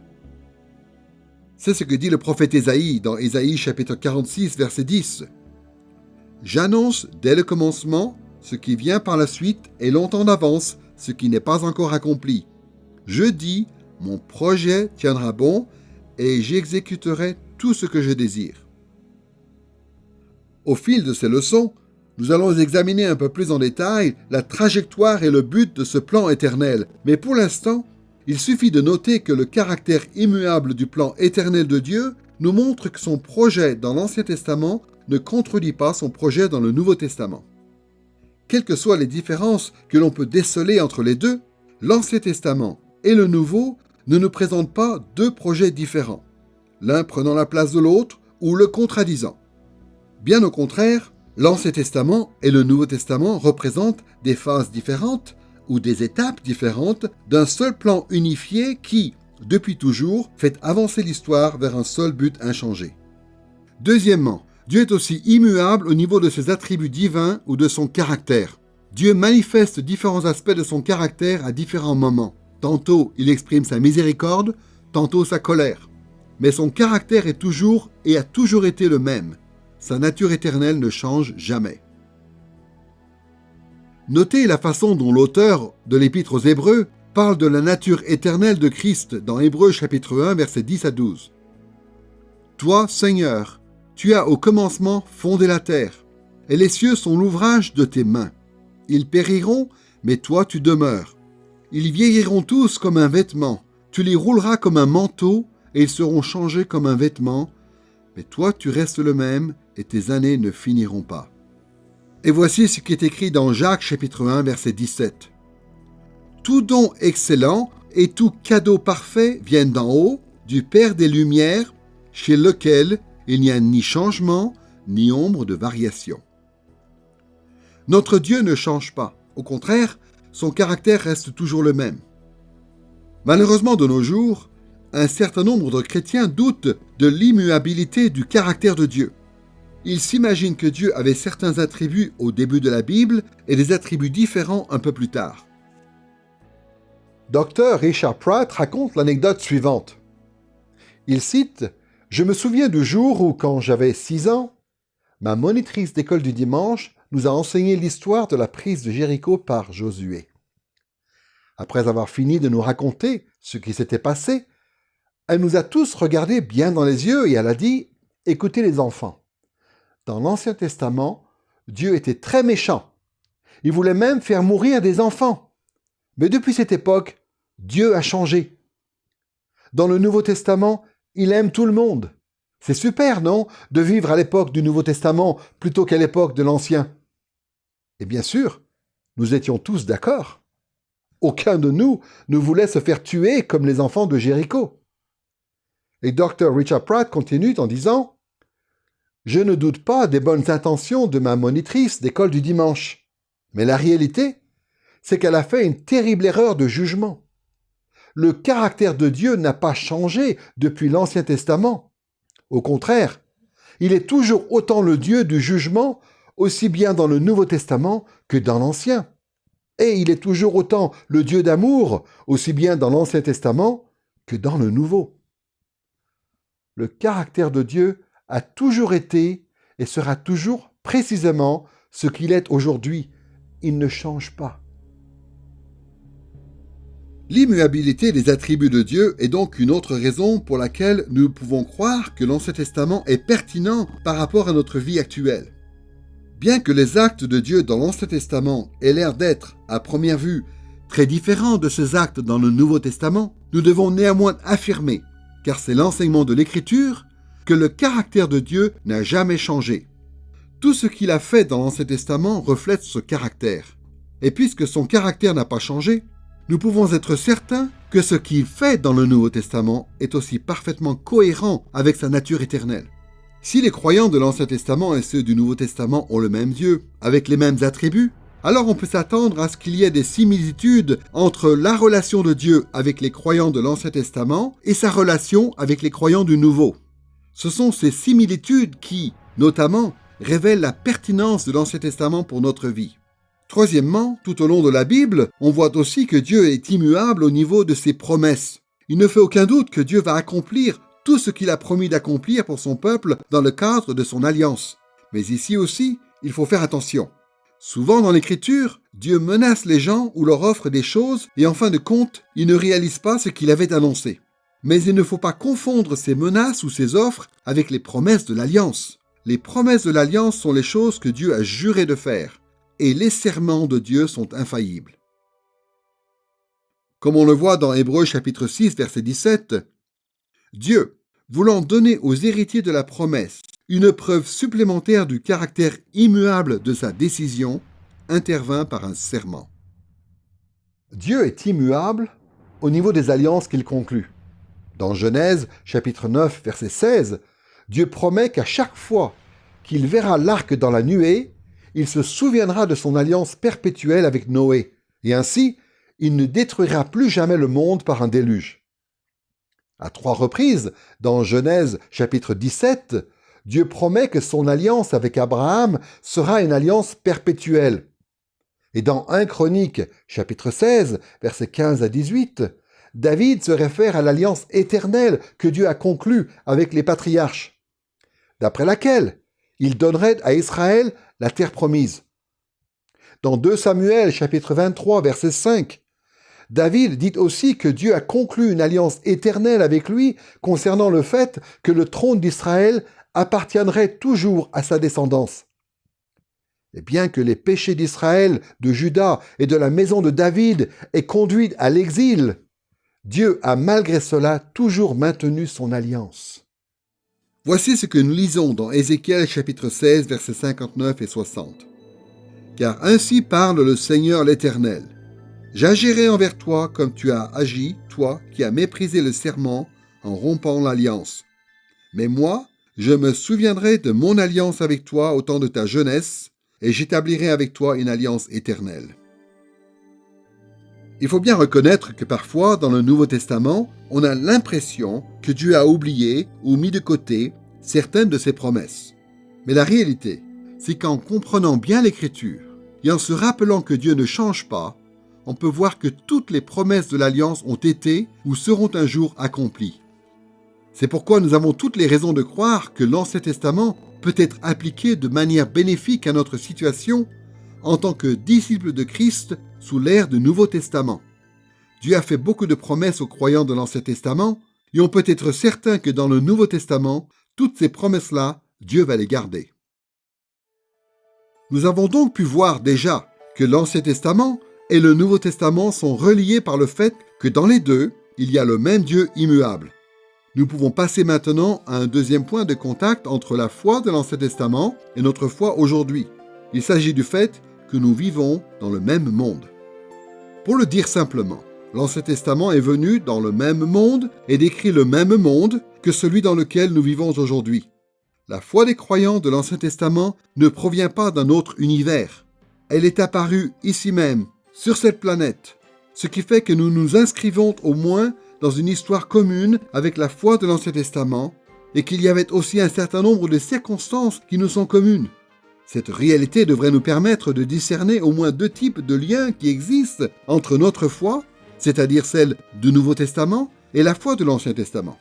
D'abord, l'Ancien Testament nous fournit le contexte qui nous permet de mieux comprendre un certain nombre de nos expériences présentes. Et ensuite, l'Ancien Testament nous décrit des situations qui sont souvent parallèles à nos expériences présentes. Pour commencer, réfléchissons à la façon dont l'Ancien Testament fournit le contexte historique de notre expérience de la foi.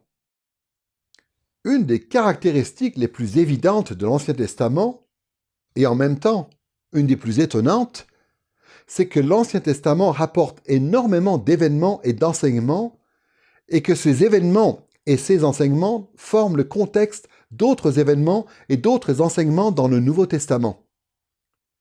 Les événements de l'Ancien Testament ne se sont pas produits dans le vide, et ce ne sont pas des événements fictifs.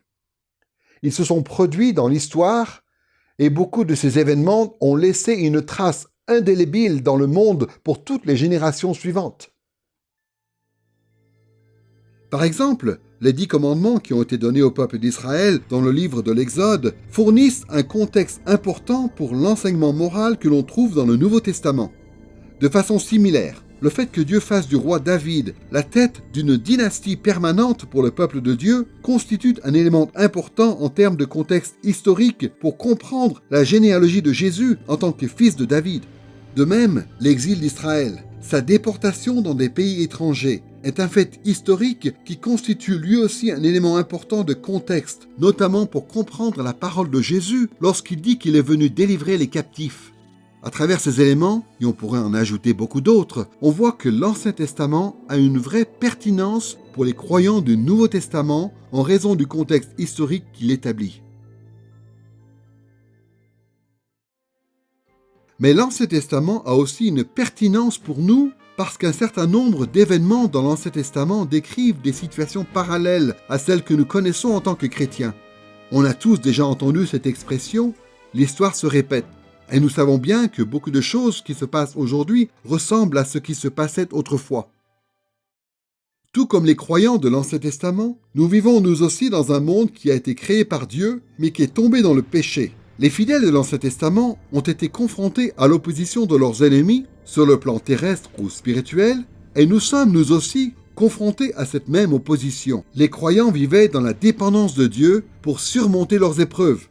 Et nous faisons la même chose.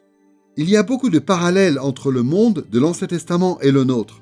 En surface, il y a beaucoup de différences, mais quand on regarde au-delà de ces différences, on peut voir que les circonstances dans lesquelles on vit aujourd'hui sont, à beaucoup de niveaux, très semblables à celles qu'ont connues les auteurs et les destinataires de l'Ancien Testament.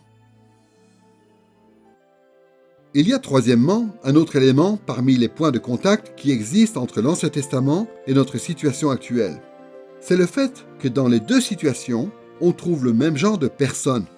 Certes, il y a en surface beaucoup de différences entre les peuples de l'Ancien Testament et les gens qui vivent aujourd'hui, mais il y a aussi fondamentalement plusieurs éléments de continuité qui nous relient aux gens qui vivaient à l'époque de l'Ancien Testament. On peut dire que nous sommes le même genre de personnes par au moins 3 aspects. Tous les êtres humains sont l'image de Dieu, tous sont tombés dans le péché, et il existe une distinction entre tous les êtres humains, entre ceux qui sont dans une relation d'alliance avec Dieu et ceux qui ne le sont pas. Pour commencer, tous les êtres humains sont l'image de Dieu, quelle que soit l'époque ou le lieu où ils vivent. C'est une réalité qui est clairement enseignée tout au long de l'Ancien Testament et du Nouveau. Dans Genèse chapitre 1 verset 27, il est dit ceci. Dieu créa l'homme à son image, il le créa à l'image de Dieu, hommes et femmes, il les créa. De plus, dans Genèse chapitre 9 verset 6, on découvre que les êtres humains sont toujours l'image de Dieu, même après que l'humanité a été corrompue par le péché. Voici ce qui est écrit. Celui qui verse le sang de l'homme, par l'homme, son sang sera versé, car Dieu a fait l'homme à son image. Le Nouveau Testament affirme aussi que tous les hommes sont l'image de Dieu. Dans Jacques chapitre 3 verset 9, il est écrit ceci. Par la langue, nous bénissons le Seigneur notre Dieu, et par elle, nous maudissons les hommes faits à l'image de Dieu. Et l'apôtre Paul à son tour dit ceci dans 1 Corinthiens chapitre 11 verset 7. L'homme est l'image et la gloire de Dieu. Il y a beaucoup d'autres choses à dire par rapport au fait que l'homme est l'image de Dieu, et nous en parlerons plus en détail dans une autre leçon. Pour l'heure, Il suffit de noter qu'il y a un certain nombre de caractéristiques qui, d'une façon ou d'une autre, sont communes à tous les êtres humains. Autrefois, l'Église faisait remarquer, notamment, que tous les hommes étaient des êtres rationnels, que nous avions aussi des capacités de langage particulières et que nous étions des êtres moraux ou religieux. Dans cette perspective qui est celle de la Bible, on voit bien qu'il ne faut pas exagérer les différences qui semblent exister entre les gens dans l'Ancien Testament et les gens d'aujourd'hui. Au-delà de ces différences superficielles, nous qui vivons aujourd'hui ne sommes en réalité pas si différents de ces gens qui vivaient dans l'Antiquité. Bien que nous ne soyons pas exactement pareils, nous pouvons néanmoins supposer que si la raison, le langage et la morale sont des caractéristiques notables de notre condition humaine aujourd'hui, c'était aussi le cas pour eux. Et donc, nous pouvons nous attendre à ce que l'Ancien Testament s'applique de manière pertinente à notre époque. Les gens qui l'ont écrit et les gens qui l'ont reçu à l'origine sont tout autant l'image de Dieu que nous aujourd'hui. Nous sommes le même genre de personnes que dans l'Ancien Testament. Deuxièmement, parce que tous les êtres humains sont tombés dans le péché. Nous connaissons bien ces paroles de l'apôtre Paul dans Romains chapitre 3 verset 12. Tous se sont égarés. Ensemble, ils sont pervertis. Il n'en a aucun qui fasse le bien, pas même un seul. L'apôtre Paul dit très clairement que tous les hommes ont péché et sont privés de la gloire de Dieu. Et ce n'est pas que le Nouveau Testament qui l'affirme. Le roi Salomon a dit essentiellement la même chose à l'occasion de la dédicace du temple dans 1 Roi chapitre 8 verset 46. Il n'y a point d'homme qui ne pêche. Puisque tout comme les gens dans l'Ancien Testament, nous sommes nous aussi des êtres créés à l'image de Dieu, mais déchus, il ne nous est pas difficile de comprendre la propension des gens dans l'Ancien Testament à se détourner de Dieu et à se tourner vers le péché. Il ne nous est pas difficile de comprendre l'accent que mettent les auteurs de l'Ancien Testament sur le péché et sur ses conséquences. À ce niveau, nous nous identifions sans mal à l'Ancien Testament, car nous savons que nous sommes nous aussi des pécheurs, tout comme l'étaient les premiers destinataires de ces textes. Et l'Ancien Testament met aussi l'accent sur la rédemption des pécheurs, comme le fait le Nouveau Testament. Ce que Dieu a dit aux pécheurs de l'époque de l'Ancien Testament est tout à fait pertinent pour les pécheurs d'aujourd'hui. Troisièmement, depuis la chute de l'humanité dans le péché, il a toujours existé une distinction parmi les êtres humains en fonction de la relation qu'ils ont avec Dieu. Au mont Sinaï, Dieu a parlé de la relation d'alliance qu'il avait avec le peuple d'Israël en des termes particuliers que l'on trouve dans Exode chapitre 19 verset 6.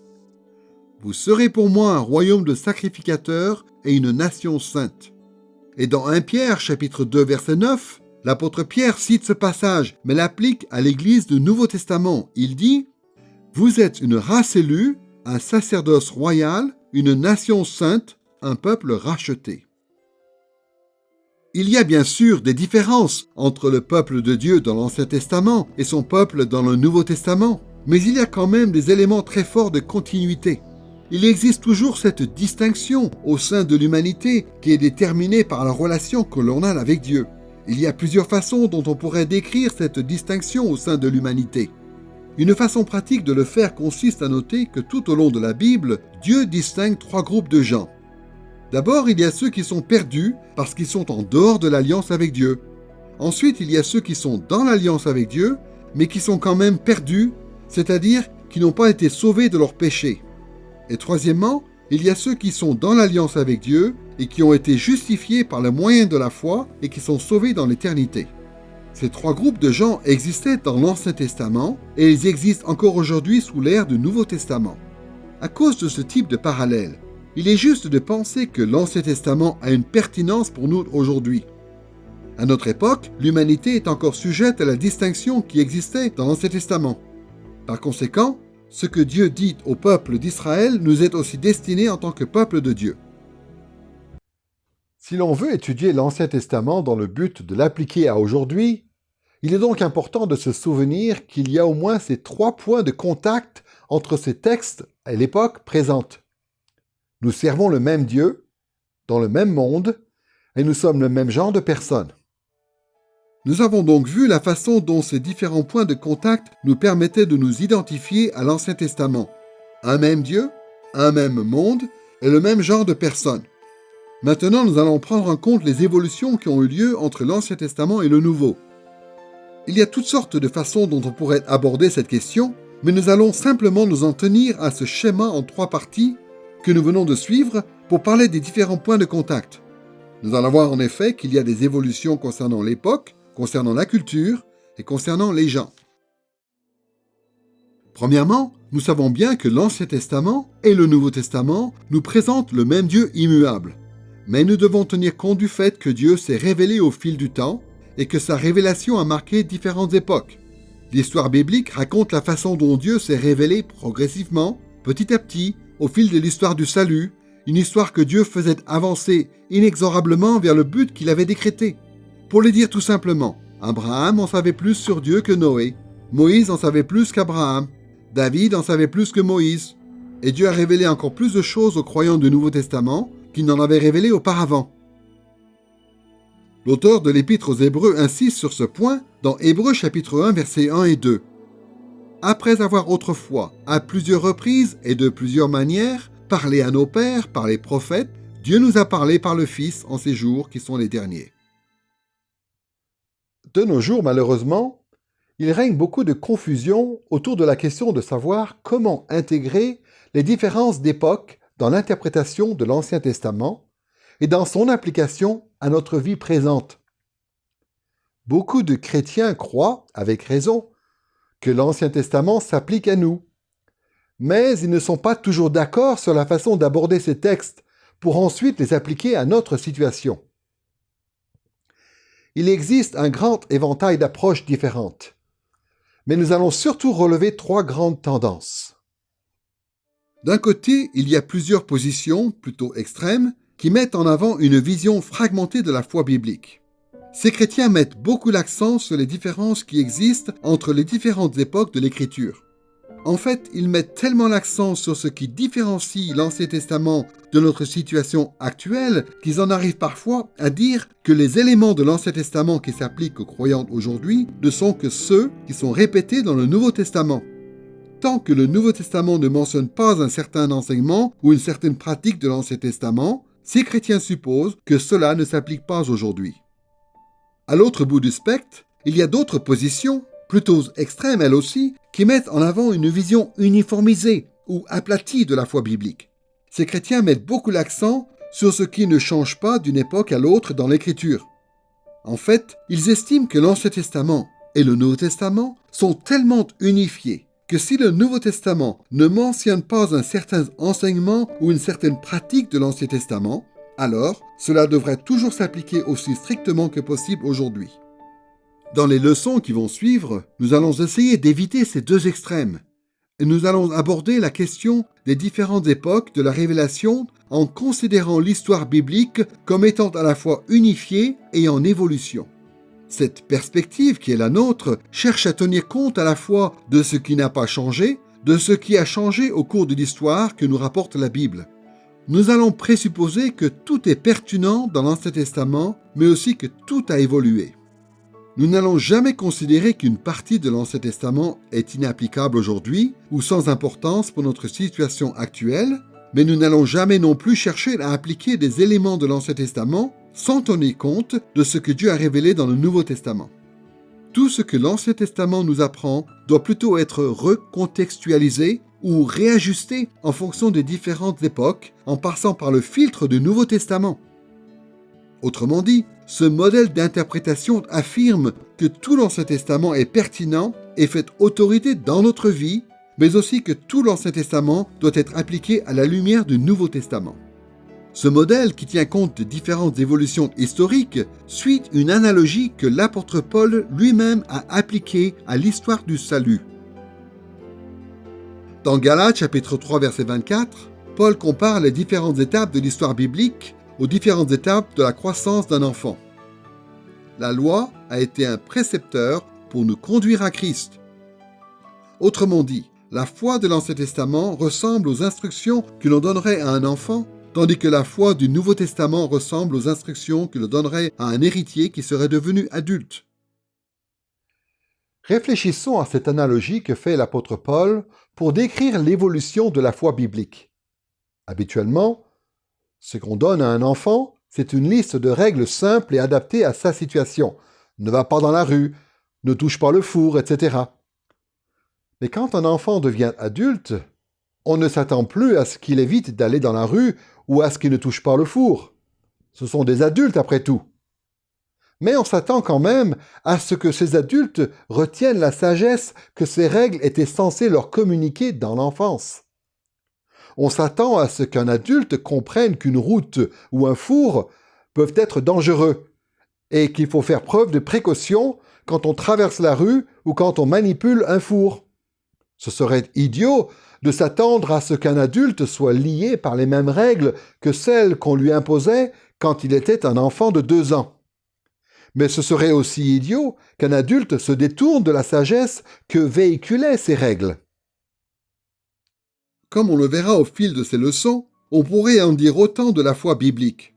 Sur de nombreux plans, l'Ancien Testament ressemble à des règles qu'on donnerait à un jeune enfant. L'Ancien Testament est adapté à la condition spirituelle du peuple d'Israël à cette époque. À notre tour, en tant que croyants du Nouveau Testament, nous pourrions choisir d'aller dans 2 directions aussi bêtes l'une que l'autre. D'un côté, nous pourrions chercher à retourner à l'époque de l'Ancien Testament et à imiter la foi de l'Ancien Testament exactement comme si nous vivions encore nous-mêmes à cette époque. Mais cela reviendrait à renier Christ et l'œuvre formidable qu'il a accomplie pour notre salut. Mais de l'autre côté, nous pourrions être tentés de dire que l'Ancien Testament n'a plus rien à nous transmettre, à nous qui sommes maintenant des croyants du Nouveau Testament. Mais cela est aussi une mauvaise approche. L'Ancien Testament a beaucoup de choses à nous apprendre concernant notre foi chrétienne. Le modèle que nous avons plutôt mis en avant ici et qui tient compte des différentes évolutions de la foi biblique nous enseigne en effet à apprécier l'autorité de l'Ancien Testament et à nous y soumettre, mais à le faire sans oublier que nous sommes ceux pour qui la fin des siècles est arrivée. Deuxièmement, pour pouvoir appliquer l'Ancien Testament à notre situation actuelle, nous devons aussi tenir compte des évolutions qui se sont produites au niveau de la culture. Pour pouvoir relier notre vie présente aux Écritures de l'Ancien Testament, il est important de considérer ce qui différencie la culture qui est présentée dans l'Ancien Testament et celle de notre monde aujourd'hui. Pour pouvoir vraiment tenir compte de ces évolutions culturelles, il nous faut discerner d'une part quelles sont les similitudes entre notre culture et celle de l'Ancien Testament. Y a-t-il des choses auxquelles nous faisons face, au niveau de la culture, qui ont leur parallèle dans l'expérience d'Abraham, par exemple? En quoi notre culture ressemble-t-elle, peut-être, à celle du roi David? Et d'autre part, il nous faut discerner quelles sont les différences culturelles. En quoi la culture humaine a-t-elle manifestement changé depuis l'époque de ces sociétés antiques que nous découvrons dans l'Ancien Testament? Qu'y a-t-il comme coutumes ou comme pratiques différentes? Il est important de répondre à ces questions et ensuite d'adapter culturellement et de façon appropriée le message de l'Ancien Testament afin de pouvoir l'appliquer à la vie d'aujourd'hui. Et troisièmement, pour pouvoir appliquer l'Ancien Testament à notre situation actuelle, nous devons tenir compte des évolutions qui ont eu lieu et qui concernent les gens. Autrement dit, il faut comparer les gens de l'Ancien Testament et les gens d'aujourd'hui. Il y a beaucoup de similitudes entre les gens de l'Ancien Testament et ceux qui vivent dans notre monde aujourd'hui, mais il faut aussi reconnaître qu'il y a beaucoup de différences entre les deux. Pour pouvoir appliquer correctement ces textes anciens, il faut tenir compte de ces évolutions au niveau des personnes. Il nous faut par exemple répondre à des questions de ce type. En quoi notre vie personnelle est-elle différente de celle de ces gens que nous voyons dans l'Ancien Testament? Quels sont nos rôles respectifs dans la société? Quelle est notre condition spirituelle? En quoi notre façon de servir Dieu est-elle différente par rapport à tel ou tel personnage de l'Ancien Testament? En quoi notre façon de penser ou d'agir est-elle comparable à celle des gens dans l'Ancien Testament? Et en quoi nos sentiments peuvent-ils être différents? Il est important de tenir compte de toutes ces variations possibles entre la situation des gens dans l'Ancien Testament et celle des gens d'aujourd'hui pour pouvoir mieux comprendre comment appliquer l'Ancien Testament à notre vie. Au cours de ces leçons, nous allons nous intéresser à un certain nombre de thèmes qui sont développés dans l'Ancien Testament. Nous allons voir à de maintes reprises combien il est important, pour pouvoir importer ces enseignements pour nous aujourd'hui, et combien il est important de prendre en compte les évolutions qui ont pu avoir lieu, tant au niveau de l'époque qu'au niveau de la culture et au niveau des gens, dans tout ce qui concerne ces différents thèmes. À défaut d'être attentifs à ces choses, nous risquons de faire de l'Ancien Testament un usage contraire à celui que Dieu voudrait que nous en fassions. Dans cette leçon, nous avons pu voir pourquoi il était important pour les chrétiens d'étudier l'Ancien Testament. Nous avons réfléchi à la distance qui nous séparait de ce livre ancien. Mais nous avons aussi vu que le Nouveau Testament affirmait sans conteste la pertinence de l'Ancien Testament pour notre vie aujourd'hui. Ces textes font encore autorité dans notre vie chrétienne. Et enfin, nous avons réfléchi aux différents paramètres qui devaient guider l'application de l'Ancien Testament à notre situation actuelle. Nous devons surtout être attentifs à la façon dont les différents thèmes de l'Ancien Testament ont évolué au fil du temps et aux leçons appropriées que l'on devrait en tirer aujourd'hui. Dans cette première leçon, nous n'avons pu aborder que quelques points préliminaires, mais ces points sont d'une extrême importance. Il nous faudra garder ces choses à l'esprit tout au long de cette étude sur le royaume, les alliances et le canon de l'Ancien Testament. En faisant cela, nous découvrirons que l'Ancien Testament est une source inépuisable de richesses spirituelles, destinée aujourd'hui comme hier au peuple de Dieu.